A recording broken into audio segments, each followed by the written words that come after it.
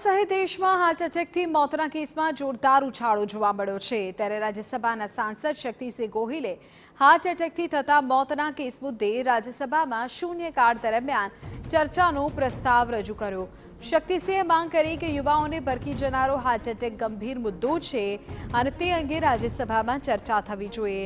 શક્તિસિંહે સરકાર સમક્ષ માંગણી કરી છે કે કયા પ્રકારના રસીકરણ દ્વારા યુવાઓના મોત થયા છે તેની તપાસ થવી જોઈએ અને યોગ્ય રિસર્ચ કરીને મોતનું સાચું કારણ શું છે તે દેશ સમક્ષ રજૂ કરવું જોઈએ।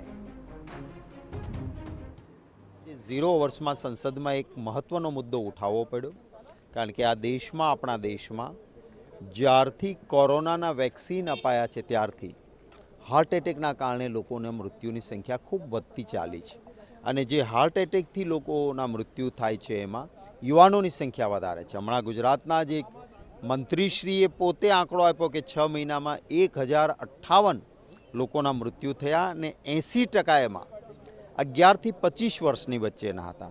મેં આજે સંસદમાં માંગ કરી છે કે આ કયા પ્રકારના કોરોનાના વેક્સિન અપાયેલા લોકોને મૃત્યુ વધારે થાય છે, કારણ કે એક્સપર્ટ્સનું કહેવું રહે છે કે જેમણે વેક્સિન લીધા છે એમની સંખ્યા વધારે છે, તો સરકારે આની ચિંતા કરવી જોઈએ અને આવી રીતે હાર્ટ એટેકથી મૃત્યુ ન થાય એનો સર્વે થઈને જે વેક્સિનના કારણે થયું હોય તો એ વેક્સિનની સામે રક્ષક દવાઓ શું આપવી જોઈએ, બ્લડ થિનર આપવા પડે, શું કરવા પડે, દુનિયાભરના દેશો આ ચિંતા કરે છે।